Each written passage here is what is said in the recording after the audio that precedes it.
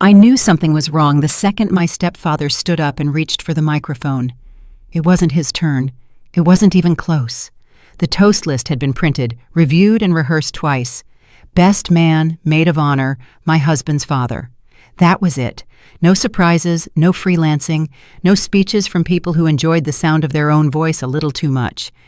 But he stood anyway, slowly, confidently, like a man who had never once been told no and actually believed that applied everywhere. The ballroom fell into an uneasy quiet. 150 people turned toward him at the same time. I remember the way the crystal glasses stopped clinking, how the band froze mid-note, how my shoulders tightened even before he opened his mouth. He smiled at me. Not a proud smile, not a loving one. The kind of smile that says, I own this moment, and you're about to be reminded of it. He cleared his throat, tapped the microphone, and laughed. Then he said loud enough for every guest to hear that I had finally overestimated myself, that this wedding was a mistake, that I should stop pretending I belonged in rooms like this. And when he finished humiliating me, when he had taken his time and enjoyed it, he pointed toward the exit and said 2 words that would split my life cleanly in half. Get out. I didn't cry, I didn't argue, I didn't beg. I smiled. And when I walked out of my own wedding, I didn't know yet that by morning he would have no company, no home, no inheritance, and nothing left but 31 unanswered calls to my phone. The silence after his command was louder than the music had ever been. It pressed in from all sides, thick and suffocating. I could feel every eye on me waiting to see if I would crack or plead or make it easier for everyone by causing a scene they could later blame on emotion. My husband squeezed my hand under the table. His grip was tight, protective, ready to stand. I felt it. I appreciated it. But I didn't move yet. I needed 1 more second to steady something inside myself that had been trained over years not to react when this man decided to perform. My stepfather stood there with the microphone chest puffed shoulders back, basking in his own authority. He believed this was discipline, that he was putting me back in my place, that everyone in that room understood exactly what he was doing and silently agreed with him. Some guests looked away, some shifted in their chairs, a few stared at their plates like the gold rims had suddenly become fascinating. No one laughed, no one clapped, but no one stopped him either. That was the part that hurt more than the words. I rose slowly from my chair. I could hear the soft rustle of my dress as I stood, the faint scrape of the chair legs against the floor. The sound felt amplified, like it echoed off the walls. I smoothed my hands down the front of my gown, more out of habit than vanity. My heart was beating hard, but my face stayed calm, almost serene. He watched me closely, a smirk tugging at the corner of his mouth, clearly expecting tears, or anger, or at least a tremble in my voice. He had always thrived on reactions.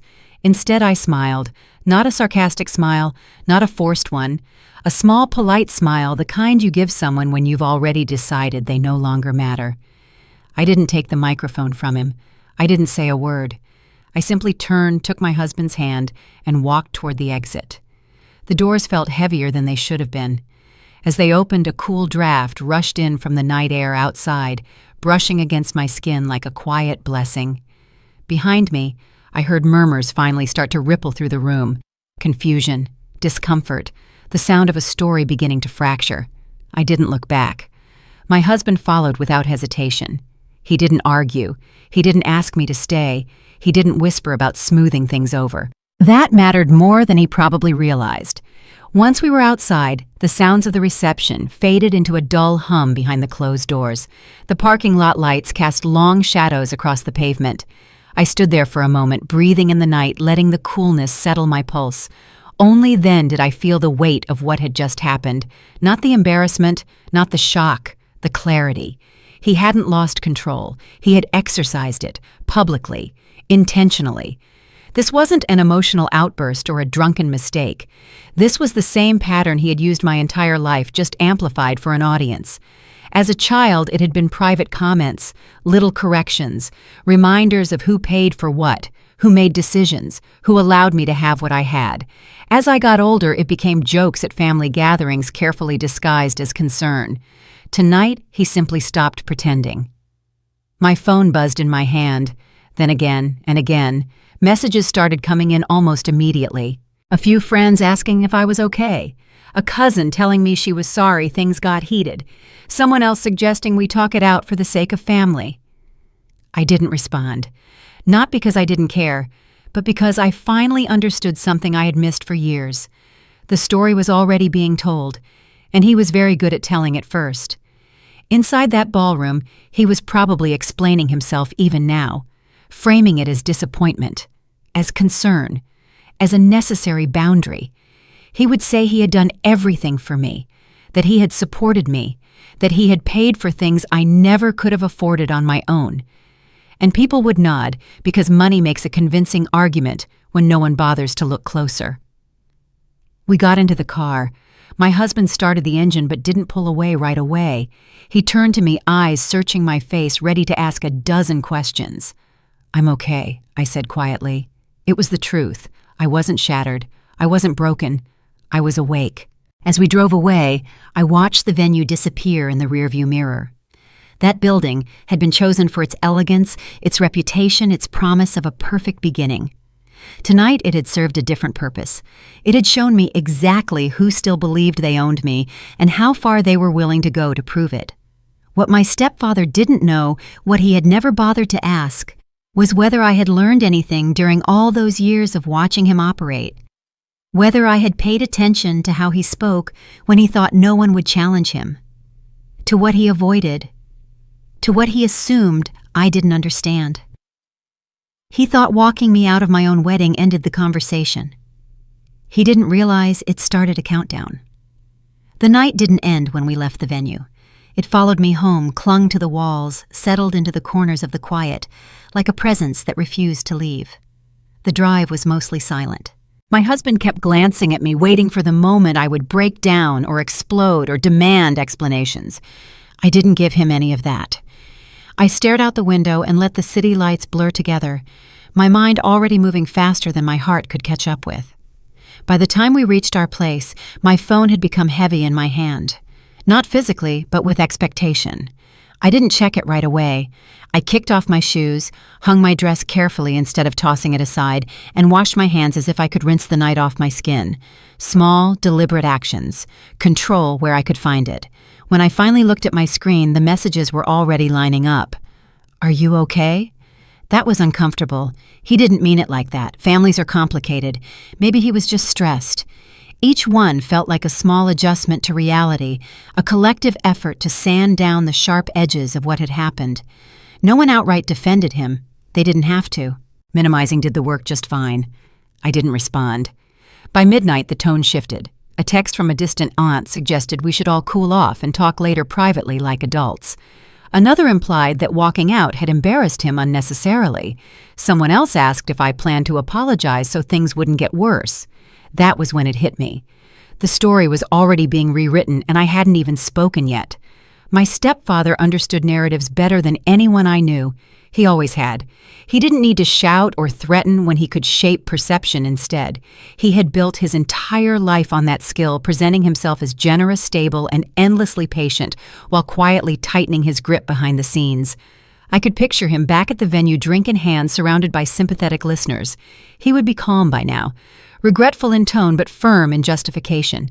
He would say he'd simply reached his limit, that he'd been trying to protect me from myself, that weddings brought out emotions, and he'd only spoken the truth a little too honestly. Truth, his favorite word. I lay awake that night longer than I should have, not because I was replaying the humiliation, but because I was replaying him, the way he'd held the microphone, the confidence, the absolute certainty that he could say anything to me anywhere and I would absorb it quietly, like I always had. By morning, my phone was buzzing again. Friends called to check in their voices, careful, unsure of which side of the line they were supposed to stand on. Some asked if we were still married, as if his words had the power to undo vows. Others asked if we planned to reschedule the reception like last night had been a minor inconvenience instead of a public erasure. I thanked them politely. I answered just enough to be gracious without offering explanations. I could feel the pressure building beneath the surface, the expectation that I would clarify, defend, soften, reassure. I didn't. Mid-morning, I learned what he was saying about me. It came through a mutual acquaintance who meant well and spoke too freely. Apparently, my stepfather was worried. He'd said I'd been under a lot of stress lately, that I'd been emotional, that he hadn't intended to embarrass me, only to ground me before I made choices I might regret. Ground me. The word burned. He told people he had paid for the wedding out of generosity, not obligation, that he had always supported me financially and otherwise, and that last night had been the final straw after years of disrespect. He framed himself as a man pushed too far by ingratitude, and people listened. They always did when money was involved. He had spent years reminding everyone who covered what, who funded, which opportunity, who made certain comforts possible. It was never said outright, but it was always understood. His generosity came with an invisible invoice. What hurt wasn't that some believed him. It was how quickly they adjusted their memories to accommodate his version. How easily my silence was interpreted as guilt or shame instead of restraint. By early afternoon, the social consequences began to surface. A lunch invitation was suddenly postponed. A weekend plan quietly dissolved. Someone suggested we give things time before attending family events again, just until emotions settled. I recognized the tactic immediately. Isolation disguised as peacekeeping. He was trying to box me in to make it clear that challenging him meant losing access to people, to places, to belonging. It was the same approach he'd used when I was younger, just scaled up to fit an adult audience. What he didn't understand was that I was no longer reacting from the same place. That afternoon, as I sat at the kitchen table with my phone face down, I stopped asking myself why he'd done it. I already knew. He had felt his control slipping, and public dominance was his way of reasserting it. The real question was what he thought he owned. He believed he owned the narrative because he'd always spoken first. He believed he owned loyalty because he'd paid for it in installments over time. He believed he owned the future because he controlled the resources everyone depended on. Most of all, he believed he owned me. The thought didn't make me angry. It made something inside me go very still. There was a detail he never mentioned when he spoke about his generosity, a condition he always skipped over, a piece of history he treated as irrelevant because he assumed no one would ever challenge it. He had never once asked me what I remembered, not about my childhood, not about certain conversations, not about paperwork or promises or decisions made long before he stepped into the role he now wielded so confidently. He assumed grief had made me passive. That time had blurred the edges of anything inconvenient. That I had accepted his version of events simply because it was the loudest one in the room. That assumption was his foundation. As the afternoon wore on, I finally picked up my phone again. More messages, more missed calls. Still nothing directly from him. That too was intentional. He preferred intermediaries at first, people who could soften the ground before he stepped back in. I didn't respond to those either. Instead, I opened a folder on my laptop that I hadn't touched in years. It wasn't labeled anything obvious, just a name that wouldn't mean much to anyone else. Inside were documents I'd saved without fully understanding why I'd felt compelled to keep them. I didn't open them yet. I just confirmed they were there. For the first time since the wedding, I felt something like steadiness settle into my chest. Not relief, not satisfaction. Awareness. My stepfather thought last night had established boundaries, that he had drawn a line and forced me to retreat. He believed silence meant submission and distance meant defeat. He had no idea that my silence was already changing shape. By evening, the messages slowed. The speculation moved on to other topics. Life continued as it always does, indifferent to personal earthquakes. I cooked dinner. We ate quietly. We talked about mundane things, letting normalcy return in small, careful doses. Before bed, I checked my phone one last time. No apology, no explanation, no attempt to reach me directly, just more people telling me gently that I should consider smoothing things over. For my own good, for the sake of family. I set the phone down and turned off the light. He thought the worst thing he'd done was embarrass me in public. He thought the damage was emotional, temporary, manageable with time and pressure. What he didn't see was that by humiliating me so confidently, so publicly, he had shown me exactly how much he was relying on assumptions that no longer protected him. And for the first time, I understood that I didn't need to correct his story. I just needed to let him keep telling it. He never asked if I was okay. That was the detail that kept resurfacing as the noise from the wedding finally faded. Not once that night, not the next morning, not through any of the messages passed along by other people. He asked what I planned to do. He asked whether I understood the consequences. He asked if I was going to make things difficult. But he never asked if I was all right. That told me more than anything else he said. 2 days after the wedding, when the messages slowed and the phone finally stopped buzzing every few minutes, I found myself standing in front of the hallway closet. It was an ordinary closet, the kind that slowly collects coats you no longer wear and boxes you swear you'll sort through someday. I hadn't opened the bottom section in years, not out of fear, out of avoidance. I knelt and pulled the door open. Dust clung to the corners. The air smelled faintly of cardboard and time. I slid out a narrow box and set it on the floor in front of me. Inside were things I hadn't touched since my mother died. Not keepsakes meant to comfort, but items she had been deliberate about preserving. Folders, envelopes, notes written in her careful handwriting, everything neatly organized, labeled in a way that suggested intention rather than sentiment. I ran my fingers along the edges of the papers, feeling a familiar tightness in my chest. For years I had told myself I wasn't ready to go through them, that I would do it when the grief softened, when I could think clearly. What I finally understood was that the delay hadn't been about grief at all. It had been about timing. As I lifted the top folder, a memory surfaced uninvited. I was 16, sitting at the kitchen table, while my mother stood by the counter sorting through mail. She moved slowly that night, more thoughtful than usual. At one point, she stopped and looked at me with a seriousness that didn't match the ordinary moment. "If anything ever feels off," she said, almost casually, "don't assume you're wrong just because someone speaks louder."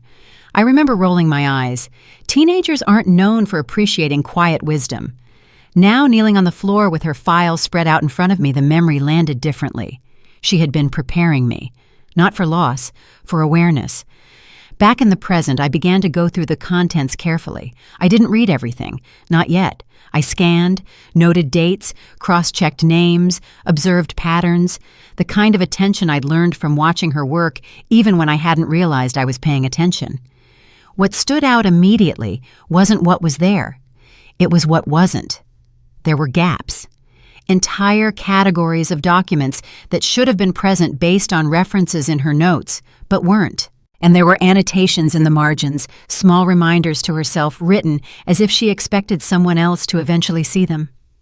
I thought of my stepfather then, of all the times he had redirected conversations when I asked questions that brushed too close to specifics, of how he always answered broadly confidently with just enough detail to feel authoritative while avoiding anything that could be verified. He had always assumed I didn't notice. As I sorted through the papers, another memory surfaced. This one from just a few months before my mother passed. She had called me into her study, her voice unusually firm.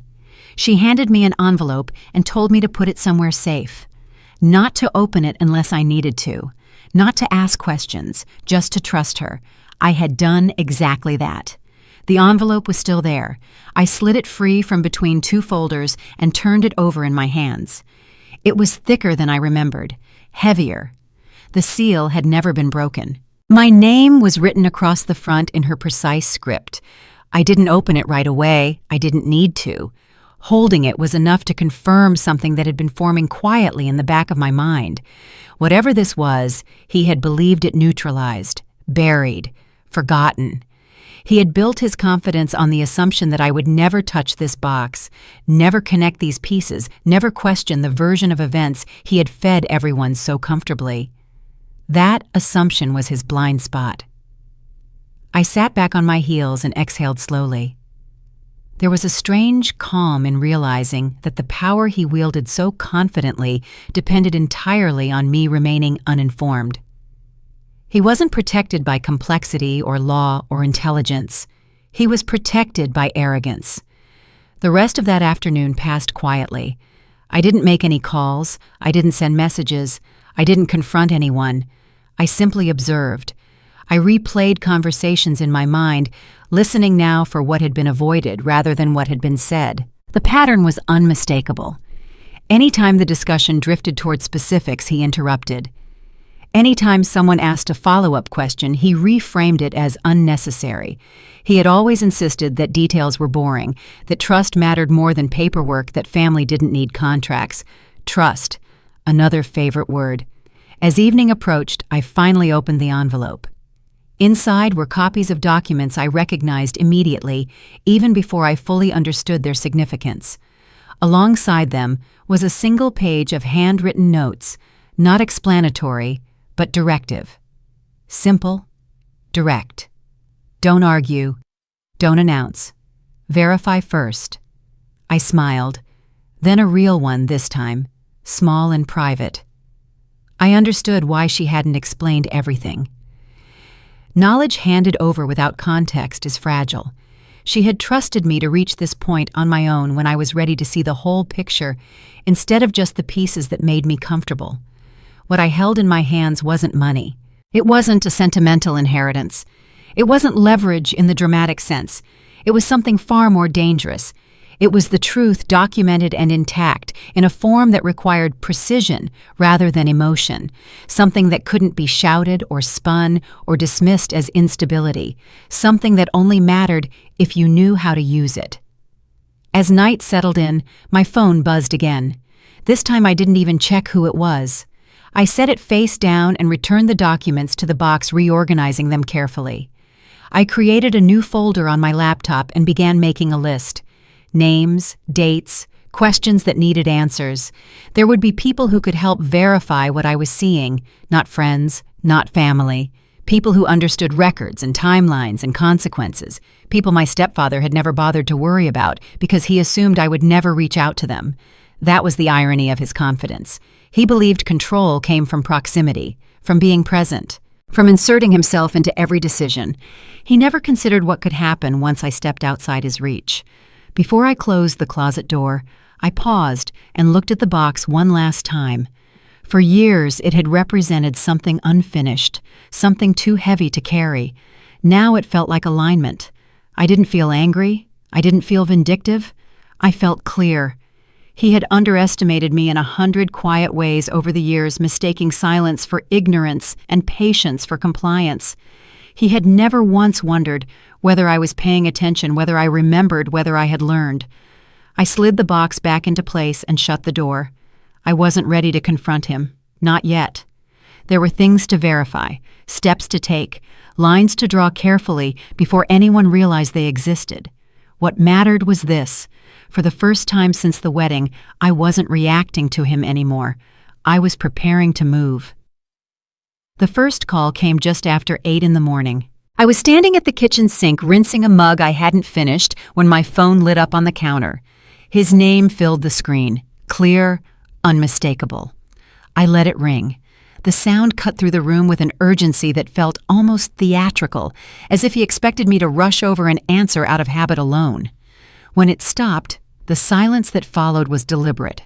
I didn't move. I didn't reach for the phone. I watched the screen go dark and stayed exactly where I was. A minute later, a voicemail notification appeared. I still didn't listen to it. I didn't need to. I already knew the tone he would use for the first attempt. Calm, controlled, reasonable. The voice he saved for situations where he believed authority was enough to bring people back into line. 10 minutes passed.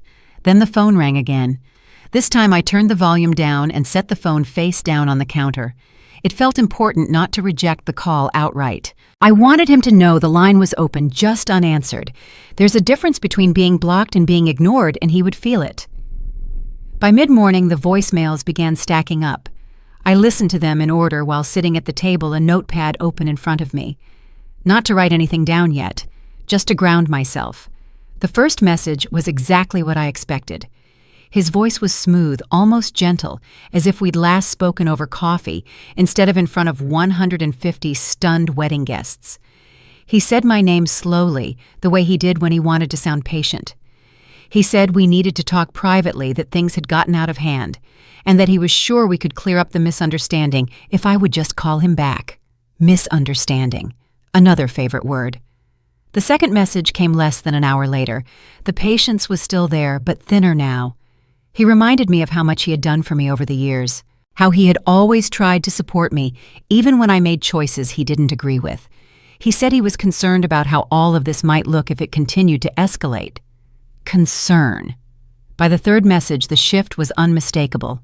His voice hardened. He said I was being dramatic, that walking out had been unnecessary, that people were already talking, and that it wasn't in my best interest to let things spiral. There it was. The first hint of threat wrapped carefully in advice. I turned the phone face down again and stood up, my pulse steady. The calls weren't making me anxious. They were confirming something I had only suspected before. If he truly believed he owned the situation, he wouldn't be calling at all. Around noon, I finally reached out to someone else. Not a friend, not a relative, someone he didn't control and had never thought to monitor. The conversation was brief and cautious. We didn't discuss emotions. We discussed facts, history, paper trails, what existed and what could be confirmed. When I hung up, I felt the faintest shift in the room, like pressure changing before a storm. The phone rang again almost immediately. This time I watched it vibrate across the counter, his name flashing insistently. I let it ring until it stopped, then waited. Another voicemail appeared. I listened. His voice was lower now, quieter. He said he didn't understand why I was doing this. He said he was trying to help me avoid mistakes. He reminded me subtly of the resources he controlled and the consequences of cutting ties. He didn't say the words outright. He didn't have to. I paused the message halfway through and set the phone down. That was the moment I knew he was no longer confident. Authority doesn't explain itself. Power doesn't plead. In the early afternoon, the calls became more frequent, shorter, less polished. One message contradicted another. In one, he insisted nothing serious had happened. In the next, he warned me not to speak to anyone else about the situation. I didn't respond. I didn't acknowledge him in any way. I cleaned the house. I made lunch. I answered an email from work. Life went on, and that I realized was what unsettled him most. At 3 p.m, the phone rang again. This time, it was a number I didn't recognize. I let it go to voicemail. The message was from someone else calling on his behalf, suggesting that maybe now was a good time to de-escalate. I deleted it without replying. What struck me as the hours passed was how quickly his composure deteriorated without an audience. In public, he performed confidence effortlessly. Alone, unanswered, he unraveled. Late in the afternoon, I listened to another voicemail. His voice cracked slightly when he said my name, just enough to notice. He said he didn't want things to get ugly, that we were still family, that I needed to think carefully about what I was doing. Family. The word felt hollow coming from him now. I thought back to the years I had spent adjusting myself around his moods, anticipating his reactions, measuring my words. I had mistaken that effort for peace. What I was hearing now was what happened when that effort stopped. At 6 p.m, I received confirmation from the person I'd contacted earlier. It was brief, careful, but it was enough. Enough to tell me that what I suspected wasn't just intuition or memory. It was real. And it was far more fragile than he realized. My stepfather called again 10 minutes later. I watched the phone light up and felt something close to relief. He still didn't know what I knew. He only knew that something had shifted, and that terrified him. The next voicemail was different from the others. He was no longer pretending to guide me. He asked what I wanted, not demanded. Asked. He said we could figure something out, that maybe we'd both said things we didn't mean. I replayed that part twice. He had moved from command to negotiation in less than 12 hours. That night I turned my phone off for the first time since the wedding. Not because I was overwhelmed, but because I didn't need any more confirmation. I already had it. When I lay down to sleep, my thoughts were clear and focused. He believed silence was defiance. He believed ignoring him was a challenge. What he didn't understand was that silence was discipline, mine. Every unanswered call gave him space to talk himself into mistakes. Every voicemail documented his shifting story. Every hour without my response made him reveal something new about his position and how shaky it really was. I wasn't hiding. I wasn't avoiding. I was watching. And while he spent the day dialing my number over and over again, trying to pull me back into a familiar dynamic, I was stepping further out of his reach than he ever imagined. By the time I turned my phone back on the next morning, I already knew something he didn't. The first call had been in the last moment he had any real control. The name came up casually, almost as an afterthought, and that was what made it land so hard. I was on the phone with the person I'd reached out to the day before, listening carefully as they spoke in measured sentences, careful not to speculate. Then they paused and said, "There's someone else you should know about, someone connected to him."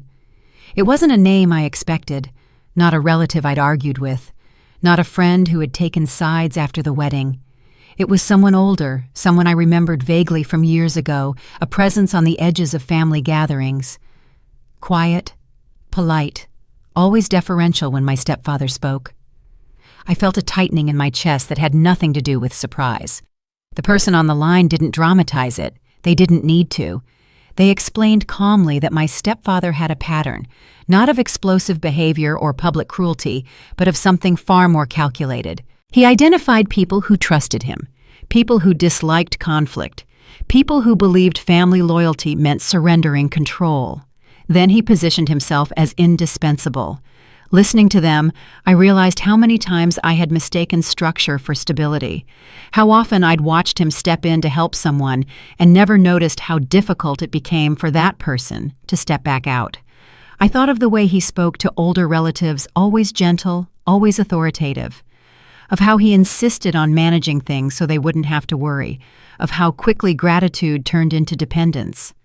The call ended with a suggestion, not a demand. If I wanted to understand the scope of what I was dealing with, there were others who might be willing to talk, quietly, carefully, on their terms. When I hung up, I didn't move right away. I sat at the table, hands folded in front of me, letting the weight of it settle. Until that moment, I had been focused on what he had done to me. The humiliation, the control, the public display meant to push me back into line. Now the picture widened. I wasn't the exception. I was the most recent example. That afternoon, I reached out to the name I'd been given. I didn't explain everything. I didn't accuse anyone. I introduced myself, acknowledged the connection, and asked if they would be willing to talk. I made it clear there was no obligation. It took hours before I heard back. When the response came, it was brief. Yes, but not today. Tomorrow would be better. I slept lightly that night, my mind circling around pieces that were starting to align. In the morning, I brewed coffee and waited. When the call came, the voice on the other end was tentative but kind, grateful almost that someone had finally asked without expectation. They spoke slowly, choosing words with care, as if worried that even now speaking might have consequences. What they described wasn't dramatic. No shouting, no threats. Just a steady erosion of autonomy. Financial decisions made temporarily that became permanent, documents presented as routine, promises of protection that always came with conditions. They had trusted him. Why wouldn't they? He was family. He was successful. He was always so confident. As they talked, I felt a familiar ache in my chest. Not anger. Recognition. They mentioned moments of discomfort they'd brushed aside. Times they'd almost questioned him, then stopped themselves because it felt rude, ungrateful, unnecessary. They said they had wondered more than once whether they were being unreasonable. That was when I understood the true shape of what he'd been doing. He didn't just take control. He trained people to doubt their own instincts. When the call ended, I sat in silence for a long time. The story I'd been telling myself about the wedding shifted again. That night hadn't been an outburst. It had been enforcement. A message delivered publicly to ensure no one forgot who set the terms. I began making notes that afternoon, not emotional ones, factual ones, names, dates, patterns, connections. I wrote down every instance I could remember where he had stepped in to help someone and never quite stepped back out. What scared me wasn't how much he'd taken, it was how many people had quietly accepted it because they believed resistance would cost them everything. Later that day, I heard from someone else. Another voice, another story that echoed the same themes, the same language, the same slow tightening of control disguised as care. Each conversation added weight to a decision I had already started making. Walking away wouldn't be enough. If I stayed silent now, I wouldn't just be protecting myself. I would be leaving everyone else exactly where he wanted them.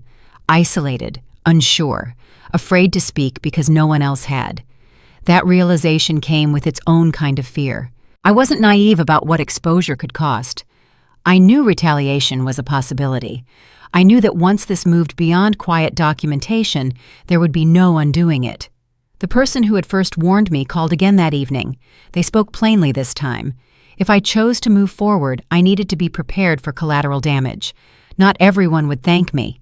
Some people would panic. Some would cling to him even tighter out of fear. I appreciated the honesty. It made the choice clearer, not harder. That night, my stepfather's name appeared on my phone again. Another missed call, another voicemail I didn't listen to right away. His persistence no longer felt threatening. It felt desperate. I thought of the voices I'd heard that day, the careful phrasing, the years of quiet compliance, the relief that slipped into their tone when they realized they weren't alone. When I finally listened to the voicemail, his message was shorter than the others. He asked where I had been. He said people were confused. He said this had gone far enough. I set the phone down and looked at the notes spread across the table in front of me. For years, he had relied on the idea that everyone was isolated, that each person believed they were the only one who felt uncomfortable, uncertain, dependent, that no one would compare notes. That illusion was cracking. I sent one more message that night. Not to him, to someone else who had been mentioned quietly, hesitantly in one of the conversations earlier that day. I introduced myself the same way. I asked the same question. Would you be willing to talk? As I waited for a response, I felt something settle inside me. Not anger, not revenge, responsibility. My stepfather had humiliated me in public to remind everyone of his power. What he hadn't realized was that he had drawn attention to himself at the exact moment when silence was no longer serving anyone. I wasn't gathering stories to punish him. I was gathering them to understand the full scope of what had been happening right under our noses. The phone buzzed with a reply. Yes. I closed my notebook and leaned back in my chair, staring at the ceiling. For the first time since the wedding, I didn't feel like I was reacting to something that had been done to me. I felt like I was stepping into something that had been waiting for a long time. He had spent years bleeding people dry in small, careful ways, confident no one would ever connect the dots. He was about to find out what happens when they do. I stopped reacting the moment I realized how much he depended on it. Not because I felt numb, and not because I was afraid, but because every reaction I had ever given him had been fuel, anger, defensiveness, tears, explanations. All of it confirmed that he still had access to me. Silence. I learned did something very different. I began the day by doing nothing that looked unusual. I woke up at my normal time. I made coffee. I answered work emails. I let life appear uninterrupted. On the surface, there was no sign that anything had changed. Underneath, I had already shifted gears. The first thing I did was start listening differently. I didn't just hear his messages anymore. I studied them. I noted the time of each call, the length of each voicemail, the emotional arc from beginning to end. I noticed how often he repeated himself when he was unsure, how his threats softened when he wasn't sure who else I'd spoken to, how he tried to sound reasonable only after anger failed. I didn't respond. I documented. At first, the calls came in predictable waves: morning authority, afternoon irritation, evening frustration. He left messages that contradicted each other without realizing it. In one, he insisted the wedding incident was trivial. In the next, he warned me not to mention it to anyone. I wrote that down, quietly, precisely. I created a simple system: dates, times, transcripts. I didn't editorialize. I didn't interpret. I treated it like data because that was the only way to keep emotion from distorting the record. What surprised me was how quickly he unraveled without resistance. By midweek, his tone had shifted entirely. The confidence he performed so well in public was gone. His messages became longer, less rehearsed. He circled the same points again and again as if repetition could make them true. I thought back to all the times I had tried to reason with him in the past, all the explanations I had offered, hoping clarity would lead to fairness. All it had done was teach him how to argue better. Now, with no one to push against, he started arguing with himself. Others began to notice the shift before I did. A relative mentioned casually that he seemed distracted lately. A mutual acquaintance said he'd been unusually tense in a meeting. Someone else commented that he was calling people more often than usual, asking questions that felt defensive rather than strategic. I didn't engage. I listened. The person who had become my outside ally checked in that afternoon. Our conversations were brief and focused. They helped me understand what mattered and what didn't, what would hold up under scrutiny, and what would collapse the moment emotion entered the picture. They told me something that stuck. People like him don't fall apart when they're challenged, they said. They fall apart when they're ignored. That night, I noticed a small but telling mistake. One of his voicemails referenced a decision he claimed to have made alone years ago. He spoke confidently as if the detail were insignificant, but it wasn't. It conflicted directly with a timeline I now knew by heart. I replayed the message twice, then transcribed the sentence word for word. I didn't feel a rush of excitement, just confirmation. The cracks weren't dramatic, they were subtle, but they were real. Holding myself in that quiet discipline wasn't easy. There were moments when I wanted to scream into the phone, moments when anger surged and demanded release, moments when grief resurfaced sharp and unexpected. I let those moments pass without acting on them. Instead, I reminded myself what reacting would cost. Every emotional response would reset the dynamic he understood best. Every argument would give him a chance to reframe, redirect, regain footing. Silence denied him all of that. By the end of the week, the pressure around him had increased noticeably. His calls came at odd hours now, early mornings, late nights. He left messages asking if I was receiving them, if my phone was working, if I had blocked him. I hadn't. I wanted the record intact. In one voicemail, his voice dropped to a near whisper. He said we needed to talk before things went too far, that other people were asking questions, that misunderstandings had a way of spiraling if left unchecked. Misunderstandings, always the word he reached for when the truth felt dangerous. I thought of the stories I had heard in the days before, the people who had doubted themselves because he spoke with certainty, the way silence had been used against them as a threat. Now that same silence was working in the opposite direction. The documentation grew thicker. Messages from intermediaries. Emails meant to sound neutral but loaded with suggestion. Attempts to triangulate to pull me back in through others. I didn't respond to those either. I noted them. Cross-referenced. Logged patterns. What struck me most was how sloppy he became once he realized he was losing control of the narrative. He repeated phrases he had once used carefully. He contradicted his own statements within the same day. He over-explained. Confidence, I learned, is concise. Fear rambles. By Friday, I had organized everything into a single folder. Digital copies backed up in more than one place. Physical notes neatly labeled. I treated the material with the same respect my mother had shown when she'd first preserved it. This wasn't about catching him in a lie for the sake of it. It was about understanding the structure that had allowed him to operate unchecked for so long. That structure depended on reaction, on arguments he could dominate, on emotions he could dismiss, on silence he could interpret as weakness. I was no longer giving him any of that. The ally checked in again that evening. They reviewed what I had gathered and confirmed what I already sensed. This wasn't noise. It was substance.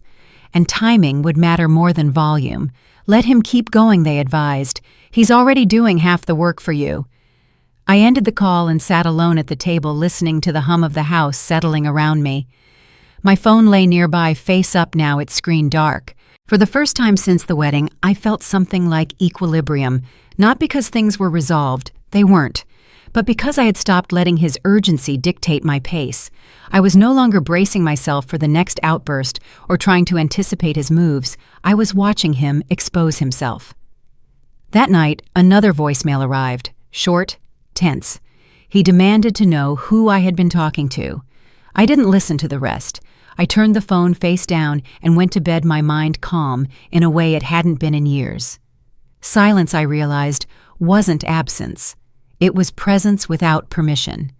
And every hour I stayed quiet, every reaction I withheld, shifted the balance further than any confrontation ever could. I wasn't waiting anymore. I was letting him reveal exactly how much he had to lose.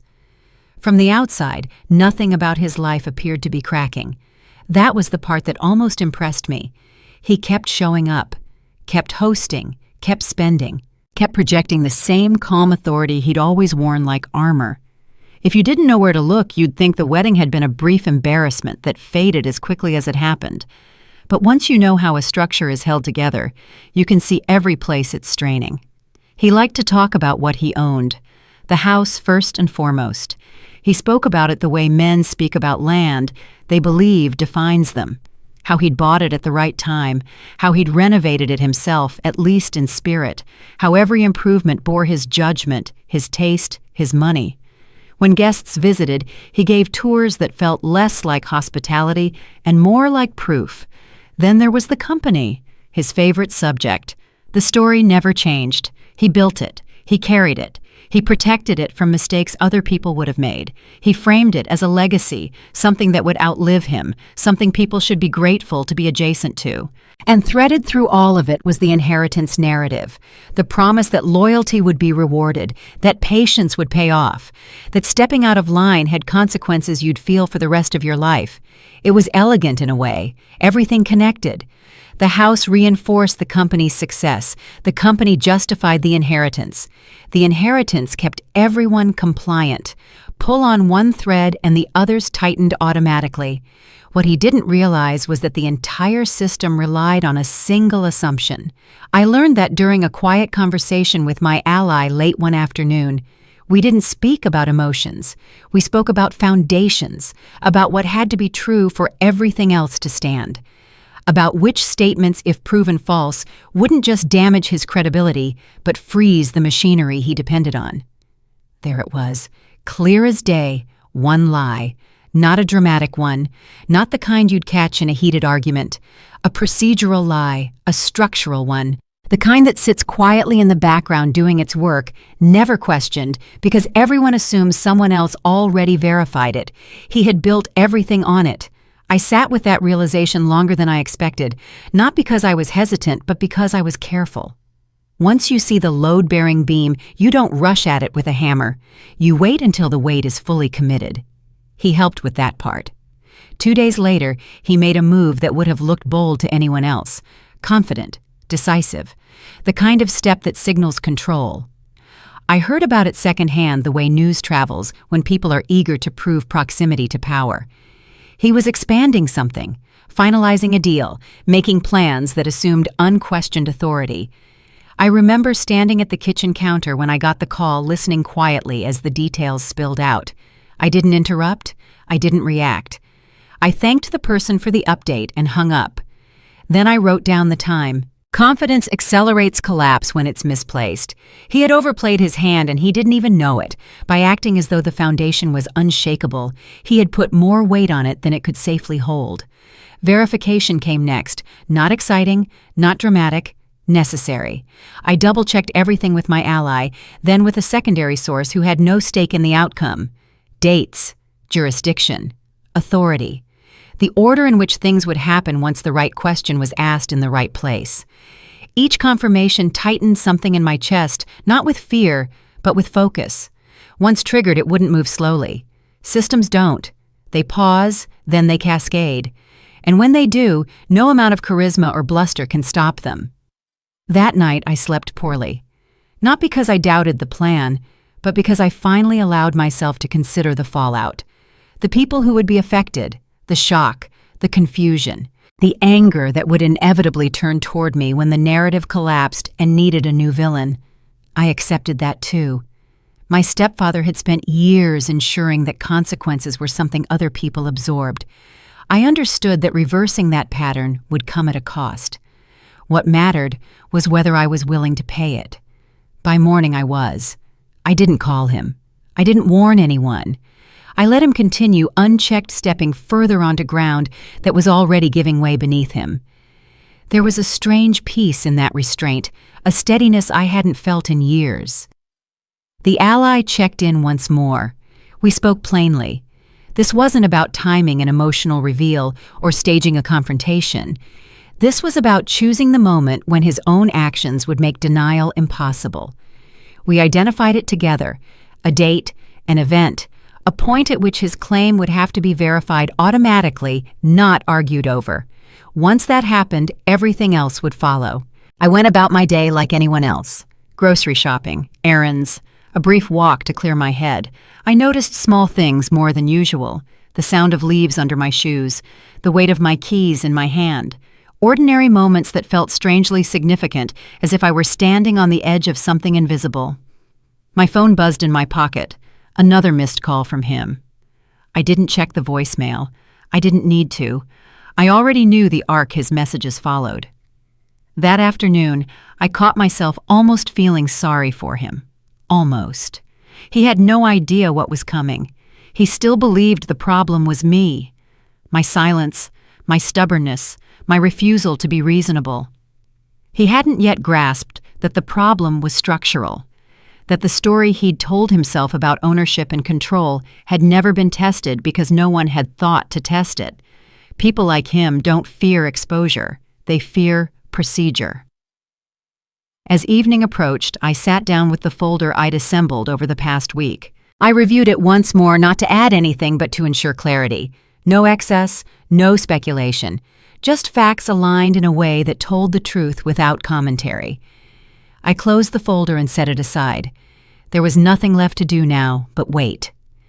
Later that night, I received a message from someone I hadn't expected to hear from. Brief, neutral. They said they'd noticed tension, asked if everything was all right. I replied politely and vaguely. I didn't recruit. I didn't hint. The truth didn't need help anymore. Before bed, I checked the calendar one last time. The date circled in my mind loomed closer than it had that morning. He was moving toward it confidently, unaware that it marked the edge of his authority rather than its expansion. I turned off the light and lay in the dark, listening to the house settle around me. My phone was silent for once. Whether that was because he'd grown tired or distracted, I didn't know. It didn't matter. He thought he owned the house, the company, the future, and everyone who moved within that orbit. He believed those things because no one had ever challenged the one lie that held them together. In a matter of days, that lie would be forced into the open, not by me standing up in a room and accusing him, but by his own confidence colliding with reality. The countdown had begun, and for the first time I wasn't bracing for impact. I was watching the structure lean, knowing exactly which way it would fall. He called it a family meeting, which was how he framed anything that required an audience. The message came through mid-morning, polite on the surface, firm underneath. He said it was time to put things behind us, that we needed to talk like adults, that there had been too much silence and too many misunderstandings. I read it once and set my phone down. He wasn't inviting conversation. He was summoning compliance. The timing told me everything. He hadn't tried to reach me directly in hours. The calls had slowed, the voicemails stopped. This was his next move. When private pressure failed, he always shifted to public correction. He needed witnesses. He needed to remind everyone who spoke with authority when it mattered. I replied with a single word. Okay. I didn't ask where. I didn't ask who would be there. He would decide all of that. He always did. The meeting was held at his house, the same place he liked to use as proof of permanence. The driveway was full when I arrived. Cars lined the curb, familiar and unfamiliar alike. Family members. A few people I recognized from business dinners over the years. Faces that had learned to nod at the right moments. I took a breath before getting out of the car, not to brace myself, but to settle into the role I'd chosen. Calm, observant, unreactive. Inside, the atmosphere was tight but controlled. Chairs arranged carefully, drinks already poured. Conversations hushed when I entered, then resumed in lower tones. I could feel eyes on me measuring, assessing, trying to determine whether I'd come prepared to fight or apologize. I gave them neither. My stepfather stood near the center of the room, greeting people with the same practiced ease he always used. When he saw me, his smile widened just enough to look generous. He gestured for me to sit, as if offering grace. I chose a seat near the edge of the room, close enough to hear everything, far enough not to be cornered. Once everyone was settled, he cleared his throat and began. He spoke about family, about loyalty, about how difficult things had become lately. He said weddings brought out emotions, and sometimes people said things they didn't mean. He said he regretted how that night had unfolded, but that regret didn't mean responsibility rested with him alone. I watched faces as he spoke. Some nodded automatically. Some stared straight ahead. A few shifted in their seats, uncomfortable but unwilling to interrupt. Then he turned his attention to me. He said he was concerned, that I had been distant, that my silence had confused people. He suggested I was letting misunderstandings grow instead of addressing them directly. He used my name often the way he always did when he wanted to sound patient. I didn't respond. He went on describing the sacrifices he'd made over the years, the things he'd provided, the stability he believed he represented. He framed himself as a pillar everyone leaned on, whether they acknowledged it or not. What struck me wasn't the content of his speech. It was the confidence with which he delivered it. He believed the room belonged to him, that the story he told would be accepted simply because he was the one telling it. He spoke for a long time, longer than necessary. He filled the space, trusting that silence equaled agreement. When he finally paused, he looked at me expectantly. "Do you want to say anything?" he asked, his tone magnanimous.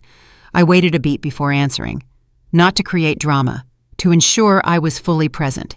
"I appreciate the chance to hear everyone's concerns," I said evenly. That was all. A few people blinked, surprised. He smiled as if I'd just confirmed something he already believed. Encouraged, he continued. He reframed the wedding again, this time with more detail. He said he had felt obligated to step in, that someone had needed to say what others were thinking, that he had done it out of care, not control.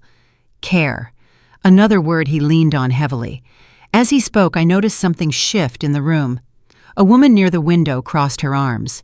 A man across from me avoided his gaze. Someone cleared their throat but didn't speak. He didn't notice. He rarely did when he felt secure. Then he said it. It was a single sentence delivered casually, almost offhand, as if it were common knowledge. He referenced a decision he claimed to have made years ago, something foundational to his authority. He stated it as fact with the confidence of someone who had never been challenged on it. I felt a quiet click inside my mind. There it was. I didn't react. I didn't look around. I didn't write anything down. I let the moment pass like any other because the power of it wasn't in how it landed. It was in how easily it could be verified. He finished his speech with a reminder about moving forward, about unity, about not letting small disagreements damage something bigger. The meeting ended without resolution, exactly as he intended. People stood, murmured, gathered their things. A few offered me sympathetic smiles. Others avoided my eyes. No one confronted him. No one defended me outright. He believed he had regained control. As I stood to leave, he approached me quietly, his voice low. "We'll talk later," he said, not asking. I met his gaze and nodded once. Outside, the air felt cooler, lighter. I walked to my car without rushing, aware of how my body felt for the first time in hours. Steady, grounded, clear. As I drove away, my phone buzzed. A message from someone who had been in the room. Short, careful. "Are you okay?" I replied, just as carefully. "Yes." Another message followed a few minutes later. Something he said didn't sit right with me. I didn't answer that one. By the time I got home, I replayed his words in my head, not emotionally, but structurally. The sentence he'd spoken so confidently had crossed a line he didn't know existed. It contradicted records I had already seen. It assumed authority he didn't actually hold. He had spoken as if the foundation was unquestioned. He had just put his weight on the weakest part of it. That evening my phone rang again. His name flashed on the screen. I let it go to voicemail. He believed the meeting had been about me, my behavior, my silence, my supposed instability. He had no idea that while he was performing control, he had handed me the last piece I needed, not through confrontation, through overconfidence. The trap hadn't been set that afternoon. It had closed. I replayed his sentence the entire drive home, not with anger or disbelief, but with precision. I knew exactly when he'd said it, exactly how casually it had slipped out, exactly who had been in the room to hear it. That mattered more than how it sounded. Words like that don't collapse stories on their own. They collapse structures when they're anchored to records. By the time I pulled into the driveway, I had already opened my notes on my phone and typed it out verbatim. No paraphrasing, no interpretation, just the sentence clean and intact, followed by the timestamp and location. I didn't need to guess whether it mattered. I knew. I called my ally as soon as I was inside. We didn't exchange pleasantries. I read the sentence aloud slowly. There was a pause on the other end of the line that lasted just long enough to confirm what I was hoping not to hope for. That's a problem, they said finally. For him. They explained it carefully, the way you explain something dangerous to someone who needs to understand it without panicking.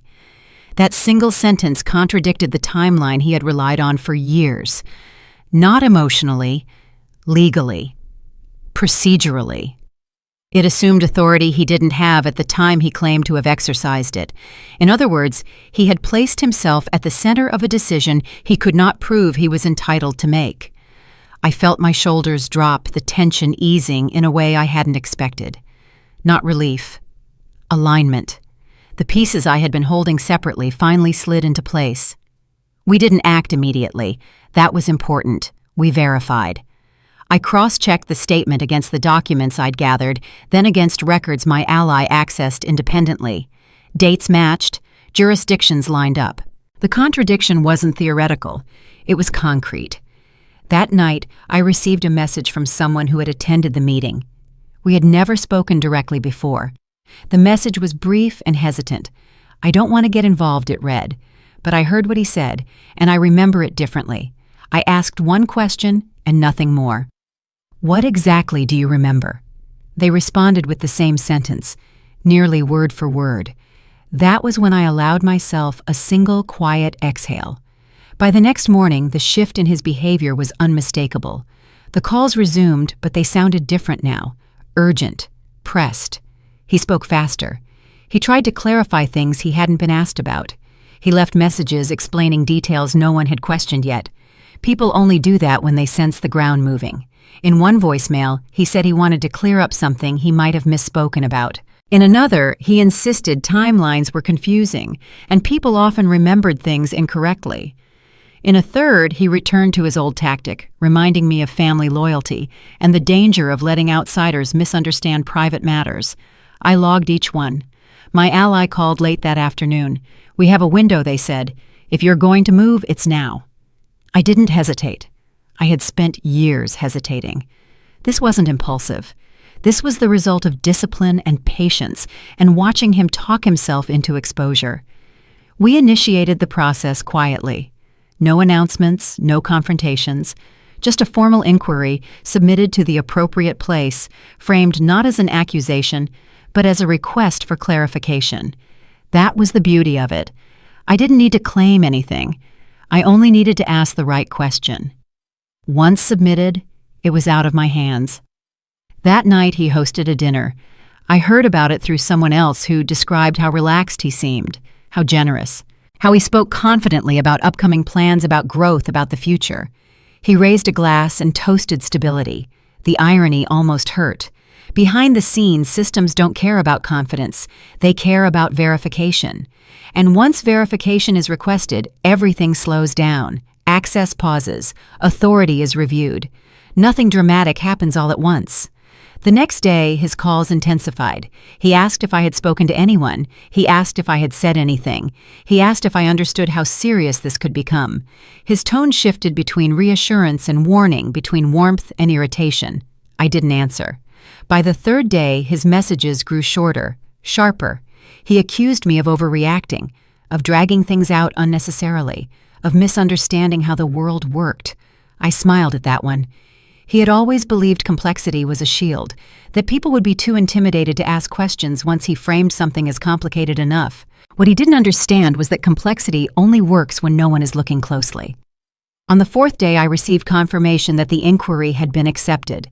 There was now a timeline independent of any of us, a process that would unfold according to rules he had never bothered to learn because he believed he was exempt from them. I forwarded the confirmation to my ally and closed my laptop. That evening, the phone rang again. His name flashed across the screen, persistent and insistent. I let it ring. When it stopped, a voicemail followed. This one was different. His voice was controlled but strained. He said he was hearing things, that someone had contacted him with questions he didn't appreciate, that this was getting out of hand. He asked me directly what I was trying to do. I didn't respond. At this point, responding would have been unnecessary. The mechanism was already in motion.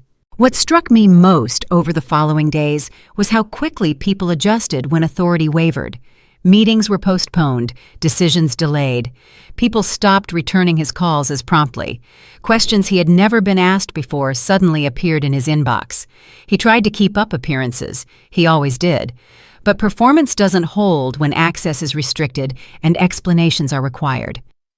I heard from another person who had been at the family meeting, then another. Each message carried the same quiet uncertainty, the same realization that something wasn't lining up the way they'd always assumed. I didn't recruit them. I didn't encourage anything. I let the process do what it was designed to do. Late one night, as I sat alone in the living room, my phone buzzed again. Another voicemail. He sounded tired now, not angry, not commanding, just tired. He said we needed to talk before things went any further, that once certain lines were crossed, they couldn't be uncrossed. I paused the message halfway through and set the phone down. That was the part he still didn't understand. The line had already been crossed, not by me speaking out, but by him speaking too freely in a room he believed was safe. He had shattered his own story with a sentence he thought no one would question. And now there was nothing left for me to do but wait and watch as the first domino leaned slow and inevitable toward everything he thought was untouchable. The collapse hadn't started with an accusation. It had started with his own voice, confident and careless, echoing back to him from places he could no longer control. I woke up expecting tension, not disappearance, the kind of morning where your chest feels tight before your eyes even open. Instead, there was a strange stillness in the room, like the air itself was holding its breath. Sunlight filtered through the curtains in thin, ordinary lines. Nothing looked different. That was the unsettling part. I went through my routine slowly. Coffee, shower, clothes. I let the minutes stretch as if moving too quickly might break whatever fragile balance had settled overnight. My phone lay on the kitchen counter screen, dark, deliberately ignored. I already knew that if I looked, something would have changed. It wasn't until my ally called that the day revealed itself. Their voice was calm, but there was an undercurrent I hadn't heard before. Not urgency, finality. They told me the inquiry had moved faster than expected, not because of anything I'd said or done, but because the response on the other side had raised flags. Once those flags go up, systems don't rush, but they don't wait either. It started, they said. I leaned against the counter and closed my eyes. I didn't feel triumph. I felt gravity. Within an hour, the first confirmation arrived. Access that had always been assumed was suddenly paused. Reviews were initiated. Requests for clarification sent. The kind of quiet administrative actions that look harmless on paper but stop entire operations in their tracks. I still hadn't checked my phone. By mid-morning, messages began coming in from people who had nothing to do with me directly. Short notes, neutral language, questions disguised as updates. I could hear the confusion between the lines. When authority stalls, everyone feels it. I finally picked up my phone and unlocked it. The call log was already long. Missed calls stacked on top of each other, his name repeating down the screen like a refrain. I didn't listen to the voicemails yet. I wasn't ready to hear his voice. I didn't need it to understand what was happening. The house went first. Not dramatically, not with a knock on the door or a confrontation, just a notice, a freeze, a quiet procedural shift that turned a symbol of permanence into something uncertain overnight. The place he had paraded people through as proof of his success was suddenly no longer unquestioned. That mattered more than any public embarrassment ever could. The company followed soon after, meetings postponed, signatures delayed. People who had once deferred automatically now asked for documentation, confirmation, clarification. He had spent years cultivating loyalty, but loyalty evaporates quickly when responsibility enters the room. I heard about it from someone else who sounded stunned. They said he'd been unusually agitated, that he'd raised his voice, that he kept insisting everything was fine while clearly scrambling behind the scenes. I imagined him pacing, checking his phone, repeating explanations that no longer landed because no one was accepting them without verification. By noon, the inheritance narrative collapsed. That was the part I hadn't expected to hit so quickly. The story he had told for years, the one that kept people compliant and hopeful, was suddenly under review. Promises were meaningless without proof. Assumptions were worthless without records. Future plans dissolved in a matter of hours. My phone rang again. This time I answered it instinctively, thinking it might be my ally. It wasn't. I didn't speak. I listened as his voice filled the line, rushed and strained. He asked where I was. He asked why I hadn't said anything. He asked if I knew what was happening. I ended the call without a word. The rest of the afternoon passed in a blur of confirmations and silences. More calls, more messages. His tone shifted dramatically over the course of the day. Early on, he sounded confused. By mid-afternoon, angry. By evening, something close to panic. I didn't respond to any of it. What surprised me most was how quickly the world recalibrated around his absence. People adjusted. Decisions were rerouted. Authority redistributed. The machine he believed he controlled simply moved around him, indifferent to his protests. By early evening, my ally checked in again. They confirmed what I already felt in my bones. There was no reversing this. Even if every question was eventually answered, the pause alone had changed everything. Once trust is interrupted at that level, it never fully returns. I sat on the couch and finally listened to the voicemails. The first few were frantic. He demanded explanations, accused me of sabotage, insisted I had no idea what I was doing. Then gradually the tone softened. He asked if we could talk, if we could fix this together, if I understood how serious it all was. One message stood out. He said he didn't recognize his life anymore. I paused the voicemail there. That sentence lingered in the room, heavy and uninvited. He didn't recognize his life because it had always been built on assumptions no one was allowed to question.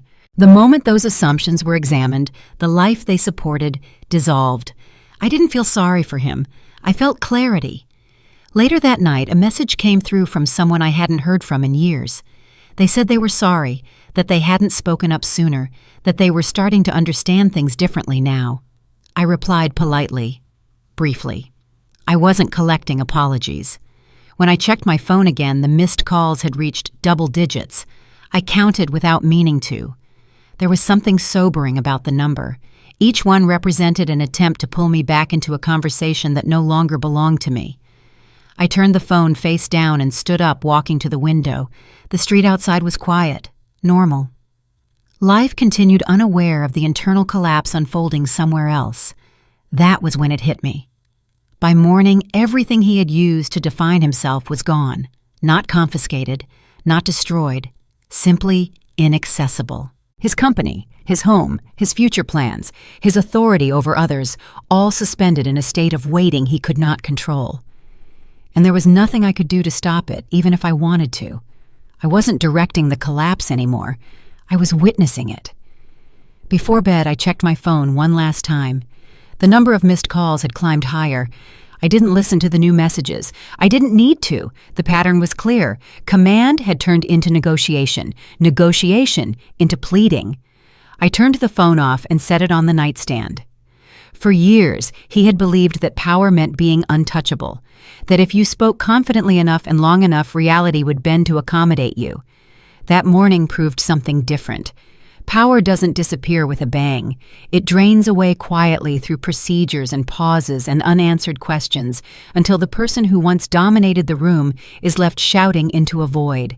As I lay in the dark, I felt no rush of victory, no surge of satisfaction, just a deep, steady sense of inevitability. By morning, he would wake up to a life he no longer recognized, and I would wake up knowing that the hardest part was already over. The number stopped feeling real after 20. I noticed it in passing, at first the way you notice the time without meaning to. Missed call. Missed call. Missed call. His name stacked down the screen until it filled the display, the repetition itself becoming a kind of message. By the time it reached 31, it felt less like persistence and more like evidence. I sat at the kitchen table with my phone in front of me untouched. Outside, the day moved on as if nothing extraordinary were happening. A neighbor walked a dog. A delivery truck idled at the curb. Somewhere a lawnmower hummed. Ordinary sounds grounding and almost cruel in their normalcy. I finally opened the call log and scrolled back to the beginning. 31 missed calls in less than 24 hours. I didn't count them twice. I didn't need to. The number lodged itself in my chest and stayed there. I listened to the voicemails in order. The first few were sharp-clipped, all-edge and authority. He demanded to know what I'd done. He said I was playing a dangerous game. He reminded me again of who he was and what he controlled, as if saying it out loud might make it true again. By the fifth message, the certainty was gone. His voice wavered just slightly when he said my name. He asked why I wasn't answering. He said we needed to talk before things got worse, that misunderstandings had a way of growing when left alone. The next messages blurred together in tone, if not content. Anger slipped into defensiveness. Defensiveness softened into bargaining. He said we were family. He said we could work this out privately. He said he didn't want outsiders involved, as if the world had a habit of intruding on things that belonged to him. I paused the playback and set the phone down. For years I had learned to read him by what he avoided. Now I could hear the panic in what he repeated. The more uncertain he became, the more he reached for the same arguments, the same phrases, as if familiarity could anchor him. It couldn't. I resumed listening. Halfway through the list, his tone changed again. He sounded tired, strained. He said he didn't understand how things had escalated so quickly. He said he felt blindsided. He said he didn't recognize the person I was becoming. That one made me laugh, a short, humorless sound that surprised me. I didn't recognize the person he was becoming either, but unlike him, I understood why. Near the end, the threats returned, but they rang hollow. He warned me about consequences, about reputations, about bridges burned. The words landed without weight, like lines from a script that no longer matched the scene. Then came the last message. He sounded small, not physically, but emotionally. His voice dropped almost a whisper. He said he just wanted to talk, that he needed to understand what was happening, that everything was slipping away, and he didn't know how to stop it. I ended the playback and stared at the phone. This was the man who had stood in front of 150 people and told me to get out. The man who had believed humiliation was a tool that would keep me in line. The man who had never doubted that his version of reality would prevail simply because he spoke it with confidence. Now he was calling again and again, hoping I would give him something. Anything. Anger. Explanation. A target. I didn't. The urge to respond rose slowly, not from fear or guilt, but from habit. I had spent years smoothing things over, offering clarity, trying to be understood. My first instinct was still to manage the moment, to reduce the tension, to say something that would make the noise stop. I let that urge pass. When I finally decided to respond, it wasn't because he deserved an answer. It was because silence at this point needed punctuation. I didn't call him back. I typed a single message, short, precise, no emotion, no accusation. Just one sentence that referenced a fact he could not argue with and a boundary he could not cross. I read it twice before sending it, not to soften it, but to ensure it said exactly what I intended and nothing more. Then I pressed send. The response was immediate. My phone rang within seconds, his name flashing urgently across the screen. I watched it light up, vibrate, fall silent, then light up again. I didn't answer. I didn't need to. The calls stopped abruptly after that. No voicemail followed, no follow-up message, just silence, sudden and complete. It was different from the silence I had used before. That had been active, deliberate, charged. This silence was something else entirely. It was the sound of someone running out of places to stand. I set the phone down and leaned back in my chair, feeling the tension drain from my shoulders in a way I hadn't anticipated. Not relief exactly. Release. I thought of the wedding night, the way the room had gone quiet after his command. How exposed I had felt in that moment, standing alone under the weight of his voice. How small I had believed I was meant to feel. The reversal was almost surreal. He had tried to reclaim control with volume and repetition, with threats and appeals, with nostalgia and intimidation. None of it had worked because the structure he relied on was already gone. You can't dominate a conversation that no longer matters. As the evening settled in, I deleted the voicemails one by one. Not out of spite, but because I didn't need them anymore. The record was complete. The dynamic had shifted. Holding on to his words would have been unnecessary weight. When I reached the call log, I paused. 31 missed calls frozen in time. I took a breath and cleared it. The screen went blank. I stood up and walked through the house, noticing small things I'd overlooked in recent days. A stack of mail on the counter, a window I'd left cracked open, the quiet hum of the refrigerator. The world felt steady again, anchored in details that had nothing to do with him. Later that night, I received a message from someone who had been watching from a distance. They said they were sorry for what I'd gone through, that they hadn't known what to say before, that things made more sense now. I thanked them and put the phone away. For the first time since the wedding, I slept through the night without waking to check the time or listen for a vibration. My dreams were unremarkable, which felt like a gift. In the morning, my phone was still silent. No calls, no messages, no attempts to reassert contact. The man who had once believed he could control me with a microphone and a command had finally understood something he'd never had to face before. He had lost his audience, and without it, there was nothing left for him to say. The morning after the silence felt unfamiliar in the best possible way. No buzzing phone, no knot in my chest before my eyes opened, just light slipping through the curtains and the quiet certainty that something had ended for good. I lay there for a moment longer than usual, listening to the house breathe, letting the stillness settle without rushing to fill it. I made coffee and stood by the window watching the street wake up. A jogger passed. A car backed out of a driveway. Life continued with no regard for the private wars we fight behind closed doors. That realization didn't sting anymore. It grounded me. I took stock without bitterness. The wedding photos were still on the counter where I'd left them days ago untouched. I didn't move them yet. I wasn't ready to decide what they meant. Loss and reclaiming can exist in the same space, and I was learning not to rush that balance. What surprised me most was how little I felt the urge to revisit the details. The humiliating sentence, the microphone, the command. For weeks, those moments had replayed like a loop demanding explanation or repair. Now they felt like a closed chapter. Not erased, not forgiven, just finished. Walking out of my wedding had been framed as defeat. I had believed that for a while, too. But distance has a way of clarifying what proximity distorts. Leaving wasn't surrender. It was refusal. Refusal to perform pain for someone else's comfort. Refusal to argue inside a story designed to make me small. I thought about him only briefly, the way you think about a storm after it's passed. There was no satisfaction in imagining his absence, just acknowledgement. He was gone from my days, from my decisions, from the air I breathed. That kind of ending doesn't announce itself. It settles. Justice, I learned, doesn't always feel like a victory lap. It feels like alignment. The moment your values and your actions stop pulling in opposite directions. The moment you don't need to explain yourself to people who benefit from misunderstanding you. Later that morning, I packed away the documents that had anchored me through the chaos, not because they weren't important anymore, but because their purpose had been fulfilled.